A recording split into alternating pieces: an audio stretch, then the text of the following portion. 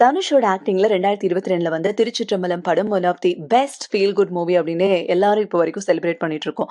ஆனா திருச்சிற்றம்பலம் படம் ஒரு ஃபீல் குட் மூவியா பிரசன்ட் பண்றதுக்கு அந்த மூவி டிரெக்டர் எடுத்துக்கிட்டது ஒரு மோஸ்ட் ட்ராமாட்டிக்கான கேரக்டர், அப்புறம் அவங்க ஃபேமிலி ஸ்டோரிங்க.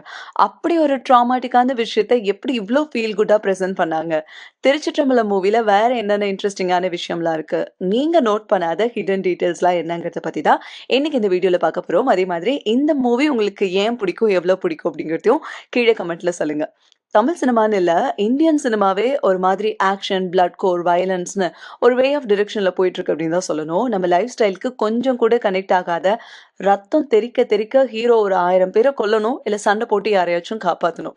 மெய்யழகன் மாதிரி அன்பு பேசுற படம்லாம் லேக் அப்படின்னு சொல்லிட்டு, மார்க்கோ மாதிரி ரத்தத்தை லிட்டர் கணக்குல ஊத்துற படத்துக்கு தான் ஃபயர் விட்டுட்டு இருக்கோம். இப்படி இருக்க டைம்ல தான் சரியா 2022ல தனுஷ் மாதிரி ஒரு ஆக்டர் ரொம்ப யதார்த்தமான ஒரு கேரக்டர்ல ரொம்ப சிம்பிளிஃபைடா மாஸ் சீன்ஸ்லாம் இல்லாம, இன்னும் குறிப்பா சொல்லணும்னா ஒரு பஞ்ச் டயலாக் கூட இல்லாம நடிச்ச படம் தான் இந்த திருச்சிற்றம்பலம். மிடில் கிளாஸ் பையன் ஃபேஸ் பண்ற எமோஷன்ஸை வச்சு ஒரு பொயட்ரி மாதிரியான படத்தை நமக்கு டெலிவர் பண்ணியிருந்தாரு டைரக்டர் மித்ரன் ஜவஹர். இப்ப இந்த திருச்சிற்றம்பலம் படத்தோட பேஸான கதை என்னன்னா, திருச்சிற்றம்பலம் அப்படின்னு ஒரு டெலிவரி பாயா வேலை பார்க்குற ஒரு பையன் ரொம்ப மோசமான குடும்ப பிரச்சனைகளுக்கெல்லாம் நடுவுல அவனோட மென்டல் பீஸை சரி பண்றதுக்கு ஒரு நல்ல பொண்ணு கிடைக்காதா அப்படின்னு சொல்லி ஏங்குறான். ஆனா அவன் அவன் லைஃப்ல வந்த எந்த பொண்ணுமே அவனுக்கு செட் ஆகல. கடைசியா இத்தனை வருஷம் அவன் கூட டிராவல் பண்ற அவன் பெஸ்ட் ஃப்ரெண்டு சோபனா தான் இவ்வளோ வருஷம் அவன் அவ்வளோ பிரச்சனையை ஃபேஸ் பண்ணப்பவும் சரி, சந்தோஷமா இருக்கிறதுக்கும் ஒரே காரணமா இருந்தது அவன் மட்டும்தான் அப்படின்னு புரிஞ்சுக்கிறான். அதுக்கப்புறம் கடைசியில அவங்க 2 பேரும் ஒண்ணு சேர்ந்தாங்களா? இல்லையா? அப்படிங்கிறது தான் படத்தோட மீதி கதை. கையில வெண்ணெய வச்சுட்டு ஊரு ஃபுல்லா நெய்ய தேடி அலையிற கதை தான் இந்த கதை. திருச்சிற்றம்பலம். இந்த படம் வொர்க் ஆனதுக்கு பெரிய ரீசனே என்ன அப்படின்னு பார்த்தோம்னா, இந்த படத்துல ரொம்ப ரொம்ப எதார்த்தமான சீன்ஸ் இருந்தது முக்கியமான ஒரு காரணம். மத்த படத்துலலாம் பார்க்குற மாதிரி ஹீரோ ஒரு 10 பேர போட்டு அடிக்கிற ஃபைட் சீன்ஸ்லாம் இருக்காது. இருக்க ஒரே ஒரு ஃபைட் சீனுமே நம்ம ஒருத்தவங்கள அடிக்கிறப்போ எப்படி கையில கிடைக்கிற பொருள்லாம் எடுத்துட்டு அடிப்போமோ, அந்த மாதிரி தான் இருக்கும். கிட்டத்தட்ட எல்லாமே இந்த படத்துல நம்ம எதார்த்த வாழ்க்கையில நடக்கிற மாதிரி ஒன்றி போய் தான் இருக்குங்க. இந்த படம் ஒரு 4 மெயின் கேரக்டர்ஸ் மேல தான் ஃபுல்லாவே டிராவல் பண்ணுது. திருச்சிற்றம்பலம். வாழ்க்கைய வெறுக்கிற ஒரு பயந்தாங்கோலி. எது பார்த்தாலுமே பயந்து சாகுற ஒரு கேரக்டர். சோபனா. ரொம்ப ஜாலியா நெனச்சது எல்லாத்தையுமே அசால்ட்டா பண்ணி, ரொம்ப ஒரு பிராக்டிகலா, போல்டா நடந்துக்கிற ஒரு கேரக்டர். அடுத்ததா சீனியர் திருச்சிற்றம்பலம். நம்ம பாரதி ராஜா நடிச்சிருந்தாரு இல்லையா? அந்த கேரக்டர். இந்த கேரக்டர் கிட்டத்தட்ட சோபனா கேரக்டர் மாதிரியே தான் இருக்கும். ஆனா என்ன கொஞ்சம் வயசு அதிகமான ஒரு கேரக்டரா இருப்பாங்க. அடுத்ததா நம்ம நீலகண்டன். பிரகாஷ் ராஜ் நடிச்சிருந்தார்ல அந்த கேரக்டர். திருச்சிற்றம்பலமோட அப்பா. ரொம்ப இறுக்கமா, எல்லார்கிட்டயும் கோவமா நடந்துக்கிற மாதிரியான ஒரு கேரக்டர். பட் அதுக்கான காரணம் என்ன? அவர் ஏன் அப்படி இருக்காரு? அப்படிங்கிறதுக்கு அவருக்கு ஏற்பட்ட வலியும் ஒரு காரணமா இருக்கு அப்படிங்கிறது நம்மளால புரிஞ்சுக்க முடியும். இப்போ இந்த திருச்சிற்றம்பலம் படம் ஏன் இவ்ளோ ஒரு ரெஃப்ரெஷிங்கான மூவியா இருக்கு அப்படின்னு தெரிஞ்சுக்கலாம். வீடியோவோட ஆரம்பத்திலேயே சொன்ன மாதிரி, இந்த திருச்சிற்றம்பலம் படத்த ஒரு ஃபீல் குட் மூவியா நமக்கு குடுக்கறதுக்கு அவங்க சூஸ் பண்ண ஸ்டோரி அப்படிங்கிறது ரொம்ப ஹாண்டிங்கான ஒரு ஸ்டோரி எடுத்திருக்காங்க. யோசிச்சு பாருங்க. திருச்சிற்றம்பலம் இந்த கேரக்டர் படத்துல ஒரு ஃபெயிலியர் கேரக்டர். அவனுக்கு படிப்பு கிடையாது, நல்ல வேலை கிடையாது, டெலிவரி வேலை பார்க்குறான். அவன் குடும்பத்துல இருந்து அவனுக்கு சந்தோஷமும் கிடையாது. நடந்த ஆக்சிடென்ட்ல அம்மாவும் தங்கச்சியும் இறந்து போனதுனால வாழ்க்கை ஃபுல்லா எல்லாத்தையும் பார்த்து பயப்படுறான். முக்காவாசி நாள் அவங்க வீட்ல சண்டை மட்டும் தான் நடந்துட்டு இருக்கு.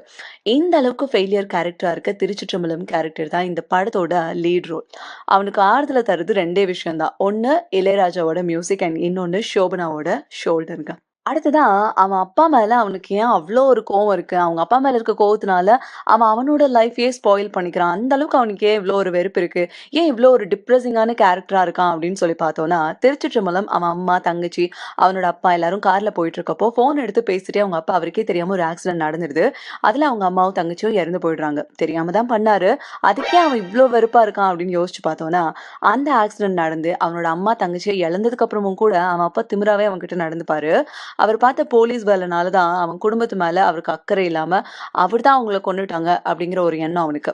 ஏன்னா, ஆக்சிடென்ட் ஆகுறப்ப கூட அவங்க அப்பா ஒரு கேஸ் ரிலேட்டடா தான் ஃபோன் எடுத்து பேசுவாரு. அப்பதான் அந்த ஆக்சிடென்ட் நடந்திருக்கு அப்படின்றதுனால அவனுக்கு அப்பாவ சுத்தமா புடிக்காது. அவனோட அப்பா மேல அவனுக்கு இருக்க கோவத்தினால, நான் படிச்சா என் அப்பாவுக்கு பிடிக்கும். ஸோ நான் படிக்க மாட்டேன் அப்படின்னு படிக்காம இருக்கிறது. அவனோட அப்பாவ பழி வாங்குறதுக்காக தான் நினைச்சு, அவனோட லைஃப்பையும் அவனே ஸ்பாயில் பண்ணிக்கிட்டு ஒரு டெலிவரி வேலையும் பார்த்துட்டு இருப்பான். சரி, இது ஒரு பக்கம்னா, அவங்களோட லவ் லைஃப் அத விட ஸ்ட்ரகிளா இருக்கு. என்னன்னு பார்த்தோம்னா, திருச்சிற்றம்பலம் அவன் ஒரு பொண்ணு மேல சின்ன வயசுல ஆசைப்படுறான். அதுக்கப்புறம் அத அப்படியே விட்டுடுறான். அவன் வளர்ந்ததுக்கு அப்புறமா ஆக்சிடென்ட்ல அவள பெட்ரோல் பங்க்ல பார்க்குறான். ஹாய் சொல்றதுக்கு கூட யோசிக்கிறான் திருச்சிற்றம்பலம். அதுக்கு காரணம் அவனோட இன்ஃபீரியாரிட்டி காம்ப்ளெக்ஸ். ஆனா அந்த பொண்ணு ஹாய் சொல்றா, நார்மலா பேசுறான். அவனோட நம்பர வாங்கிக்கிறான்.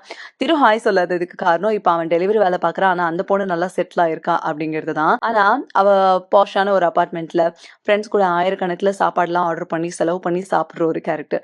இப்படி திருச்சிற்றம்பலம் கேரக்டர் இன்ஃபீரியாரிட்டி காம்ப்ளெக்ஸ்ல அவனையே டவுனா ஃபீல் பண்ணிக்கிற ஒரு கேரக்டர் தான். அதுக்கப்புறம் அவன் ஒரு அளவுக்கு கான்ஃபிடன்ஸ கொண்டு வந்து, அவகிட்ட பேசுறான், பழகுறான். அவ கேஷுவலா இருக்கிறது அஃபெக்ஷன் அப்படின்னு நெனச்சுட்டு பல்பும் வாங்குறான். இது டிபிக்கல் 90ஸ் கிட்ஸ் லைஃப்லயும் நடந்திருக்க ஒரு சீன் தான். இந்த மாதிரி எல்லார் லைஃப்லயும் நடந்த விஷயத்த நம்ம தனுஷ் பண்றப்போ, அது அப்படியே நமக்கு டக்குன்னு கனெக்ட் ஆயிடும். இப்போ எப்படி சென்னையில பல்ப் வாங்குனாரோ, அதே மாதிரி ஊருக்கு போய் அங்க பிரியா பவானி சங்கர பார்த்து, அங்க ஒரு இன்ஃபாக்சுவேஷன் வருதும். அப்படி வந்த உடனே திருவிழா முடியிற வரைக்கும் அவங்கள ஃபாலோ பண்றதும், ஸ்மைல் பண்றதும் அப்படி டிப்பிக்கல் அந்த 90ஸ் ஹீரோ பண்றது எல்லாத்தையும் பண்ணிட்டு, அகைன் ரியாலிட்டி லைஃப்ல வர மாதிரி ப்ரொபோஸ் பண்ணி பல்ப் வாங்குறது. ஸோ இப்படி சிட்டி லைஃப்ல ஒரு லவ் சொதப்பல் அண்ட் வில்லேஜ் லைஃப்ல ஒரு லவ் சொதப்பல்னு மேஜர் மேல் ஆடியன்ஸோட ஃபீலிங்ஸ அப்படியே பயங்கரமா கவர் பண்ணிடுறாரு. திருச்சிற்றம்பலம் படம் பார்க்குறப்போ நமக்கு செல்வராகவன் டைரக்ஷன்ல வந்து 70 ரெயின்போ காலனி படமும் அப்பப்போ ஞாபகத்துக்கு வரும். ஏன்னா, அந்த படத்துல கதிரோட அந்த இறுக்கமான வீட்ல நடக்கிற மாதிரியான காட்சிகள் திருச்சிற்றம்பலம் படத்துலயுமே வரும். அண்ட் இதுல வர திருச்சிற்றம்பலம் கேரக்டர் 70 ரெயின்போ காலனில வர கதிர் கேரக்டர் மாதிரியே தான் கிட்டத்தட்ட. ஏன்னா, கதிர் கேரக்டரும் தன்னை ஒரு ஃபெயிலியர் பெர்சனா நெறைய இன்ஃபீரியாரிட்டி காம்ப்ளெக்ஸோட இருக்க ஒரு கேரக்டர் தான். ஆனா என்ன, அவனுக்கு அத நல்லா அமைச்சுக்கிறதுக்கு நெறைய வாய்ப்பு இருக்கும். அதாவது அவன நல்லா காலேஜ்ல படிக்க வைப்பாங்க. வீட்ல இருக்க எல்லாருமே அவன் மேல ரொம்ப பாசமா தான் இருப்பாங்க. ஆனா, அவன் தான் அவன திருத்திக்க மாட்டான். திருச்சிற்றம்பலம்க்கு வீட்ல என்னதான் அவங்களுக்கு இவன் மேல பாசம் இருந்தாலுமே, முக்காவாசி நாள் வீட்ல சண்டை மட்டும் தான். அதே மாதிரி ஒரு சோகம் இவன எப்பவுமே தொரத்திக்கிட்டே இருக்கும். இதுல பார்த்த கதிர்க்கு எல்லாமே நல்லதா தன்னை சுத்தி அமைஞ்சிருக்கும். நல்ல ஃபேமிலி, நல்ல ஃப்ரெண்ட்ஸ். இவன் என்னதான் சைக்கோத்தனமா ஸ்டாக் பண்ணி க்ரீப்பா பண்ணாலுமே, அவன எப்பவுமே அக்செப்ட் பண்ணிக்கிட்ட அவன் லவர் அனிதா. ஆனா, இது எல்லாம் இருந்தாலுமே, இந்த படத்த கொஞ்சம் ஒரு டிப்ரஸிங் டோன்லயே தான் எடுத்திருப்பாங்க. ஆனா, திருச்சிற்றம்பலம் படம் இதுக்கு நேர் ஆப்போசிட்னே சொல்லலாம். திரோக்கு படிப்பு இல்ல, ஒழுங்கா வேலை இல்ல, நல்ல ஃப்ரெண்ட்ஸ் இல்ல. ஐ மீன் மேல் ஃப்ரெண்ட்ஸ். ரிலேஷன்ஷிப் இல்ல. இருந்தாலுமே இந்த மூவிய காமெடியா, லைட் டோன்ல எடுத்திருப்பாங்க. இந்த மூவியோட டைரக்டர் மித்ரன். இவரும் பார்த்தீங்கன்னா, செல்வராகவனுடைய அசிஸ்டன்ட்டா தாங்க இருந்திருக்காரு. கடைசியா இந்த திருச்சிற்றம்பலம் படம் விசஸ் லவ் டுடே படத்த பத்தி சொல்லியே ஆகணுங்க. ஏன்னா, இந்த படம் ரிலீஸ் ஆனதுக்கு ஒரு 2 மாசத்துக்கு அப்புறம் தான் லவ் டுடே படமும் ரிலீஸ் ஆகிருந்துச்சு. பயங்கரமா அந்த படத்த ஜென்ஸி ஆடியன்ஸ் எல்லாம் செலிப்ரேட் பண்ணியிருந்தாங்க. ஆனா 90ஸ் கிட்ஸ்க்கு அந்த படம் ஏனோ பெருசா கனெக்ட் ஆகல அப்படின்னு தான் சொல்லியிருந்தாங்க. அதுக்கு காரணம் என்னன்னா, அந்த படம் இப்போ இருக்க கரண்ட் ட்ரெண்ட்ல இருக்க ரிலேஷன்ஷிப்ப பேசியிருக்க ஸ்டைல். அப்புறம் இந்த பாய் பெஸ்டி கலாச்சாரம், எக்ஸோட லாங் டிரைவ் போறது, இந்த மாதிரியான ட்ரஸ்ட் ஃபேக்டர்ஸ காமிச்சிருந்தாங்க. ஆனா, அதுவே திருச்சிற்றம்பலம் படம் ஜென்ஸி ஆடியன்ஸ்க்கு பெருசா வொர்க் அவுட் ஆகல அப்படின்னு சொன்னாலுமே, இதுல திருச்சிற்றம்பலம் கேரக்டர் இளையராஜா சாங்ஸ்க்கு ஃபேனா இருக்கிறதும், வயசுக்கும் வாழ்ற வாழ்க்கைக்கும் சம்மந்தமே இல்ல அப்படின்னு டயலாக் சொல்றதாகட்டும், டிபிக்கல் 90ஸ் கிட்ஸோட ஃப்ளேவர்ஸ்லயும் ஒரு மிடில் கிளாஸ் பையன அப்படியே ரெப்ரசென்ட் பண்ற கேரக்டராவும் எல்லாருக்குமே பயங்கரமா கனெக்ட் ஆகிருந்துச்சு. ஆடியன்ஸ்க்கு படம் கனெக்ட் ஆகணும் அப்படின்றதுக்காக ரொம்ப மாஸான சீன்ஸ் இல்ல மசாலா கதை அப்படின்லாம் யோசிக்காம, ஒரு க்ளோஸ் டு ரியாலிட்டி கதைய எடுத்து எதார்த்தமான ஒரு ஸ்கிரீன் பிளேயோட எல்லாருக்கும் கனெக்ட் ஆகுற மாதிரியான ஒரு படத்த டெலிவரி பண்ணியிருக்காரு மித்ரன் ஜவஹர். அதே மாதிரி இந்த படத்தோட சாங்ஸ் எல்லாமே அல்டிமேட் பயங்கர ஹிட் அப்படிங்கிறது நம்ம எல்லாருக்குமே தெரியுங்க. அனிருத்தும், தனுஷும் சேர்ந்தாலே ரொம்ப பயங்கரமான ஒரு மாடர்ன் ஏஜ் ஆல்பம் குடுக்க போறாங்க அப்படின்லாம் நம்ம ஒரு பக்கம் யோசிச்சுட்டு இருக்கும்போது, ரொம்ப லோ கீய கொஞ்சம் கிளாசிக்கான ஃப்ளேவர்ஸ்ல சாங்ஸ நமக்கு பயங்கரமா டெலிவரி பண்ணியிருந்தாங்க.